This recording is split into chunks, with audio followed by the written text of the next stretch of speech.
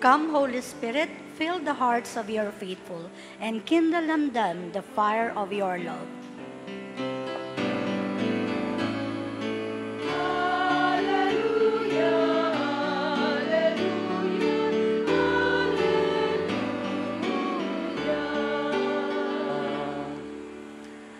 The Lord be with you. And with your spirit. The proclamation of the Holy Gospel according to John. Glory to you, O Lord.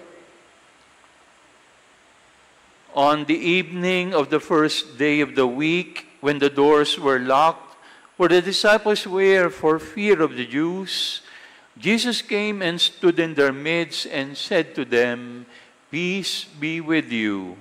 When he had said this, he showed them his hands and his side. The disciples rejoiced when they saw the Lord. Jesus said to them again, "Peace be with you. As the Father has sent me, so I send you." And when he had said this, he breathed on them and said to them, "Receive the Holy Spirit. Whose sins you forgive are forgiven them, and whose sins you retain are retained." Brothers and sisters, the Gospel of the Lord. Praise to you, Lord Jesus Christ. Good morning to everyone.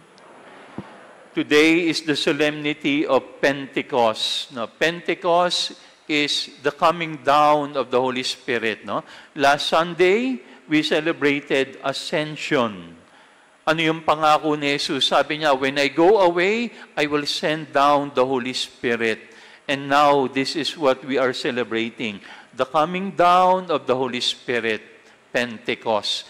It comes from the Greek word, or the Greek word penta, no? Meaning 5 or 50. No? Because if you count 50 days after Easter, that is the coming down of the Holy Spirit. No? But originally, Pentecost is an agricultural feast among the Jews. Now, because they will plant, and then after 50 days, there will be harvest. And they will get their harvest and offer it in the temple. That is originally Pentecost. But now, Pentecost means the coming down of the Holy Spirit, because we are now given not the fruits of the earth, but the fruits of the Holy Spirit. No?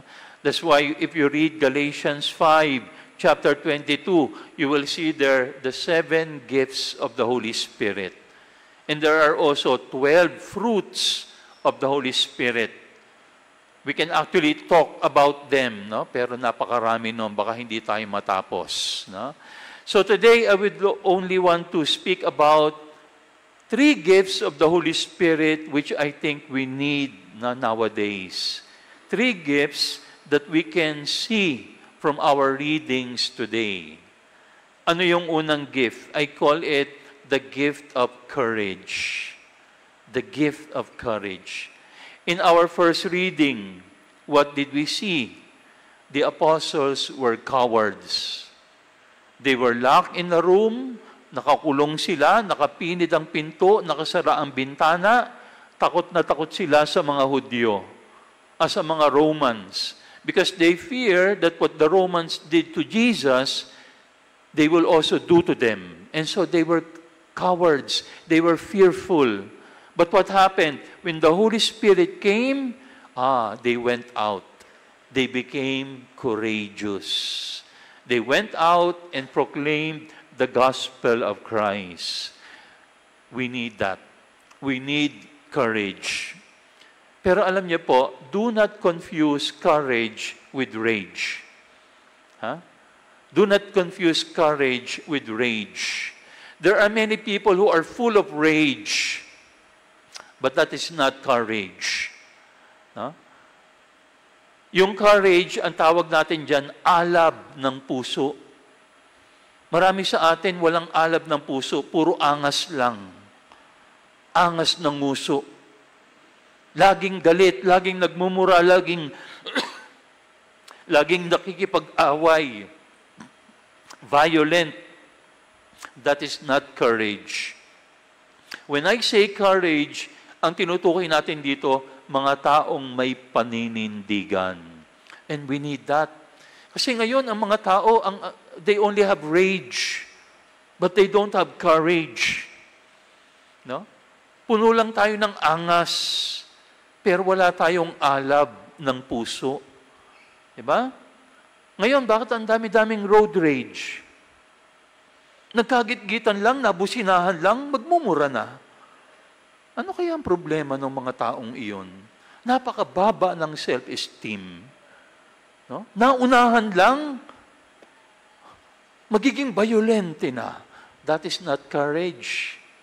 That is rage. No? Hindi yan alab, yan ay angas. No?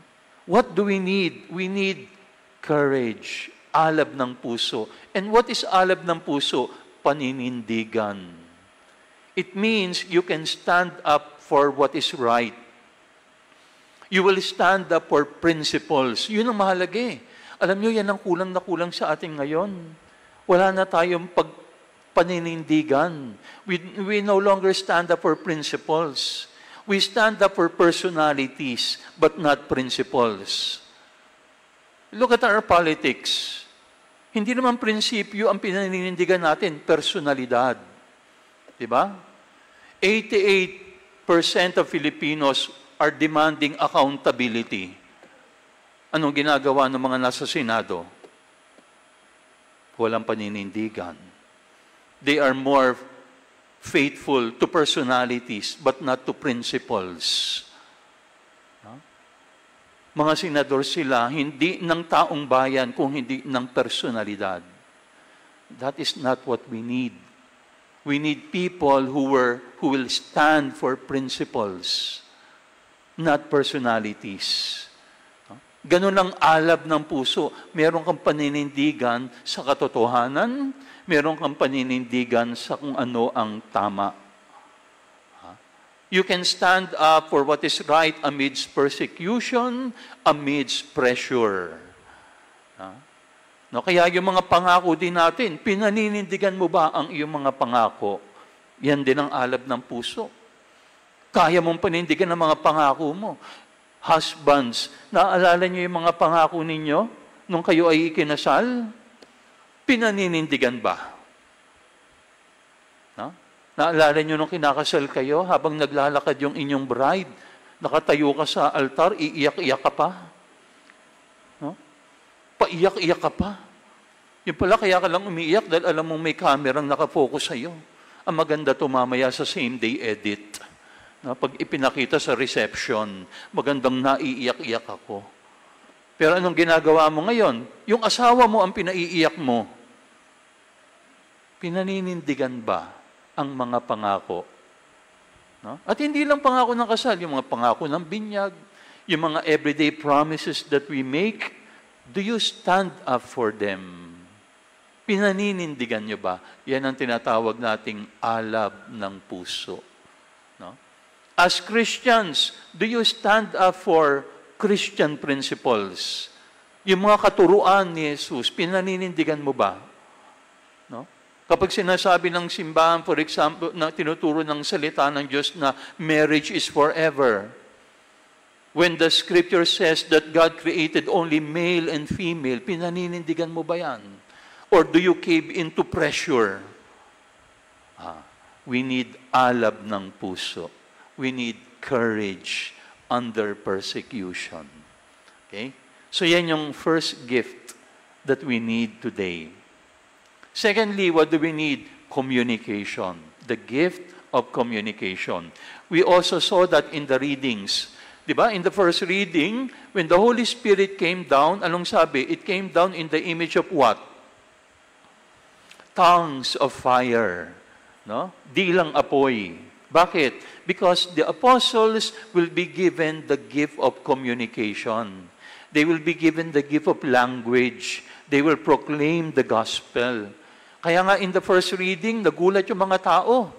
The apostles began to speak different languages and dialect. That is the gift of communication. That is the gift of the Holy Spirit. No? When I read this, I remember what happened in Genesis 11 when God confused the languages of people. Remember yung Tower of Babel? There was a king who wanted to build a tower that will reach unto heavens. Sabi niya, I will compete with God. I will build a tower that will reach until heaven. So what did God do? God confused their language. Kaya hindi nabuo. Now, what is the point of the story? The point of the story is simple. If we do not have the Spirit of God in us, we will not understand one another. But if we have the Spirit, who is the Spirit of love, even though we speak different languages, we will understand one another. Why? Because the Spirit is the Spirit of love. And love is the universal language. No?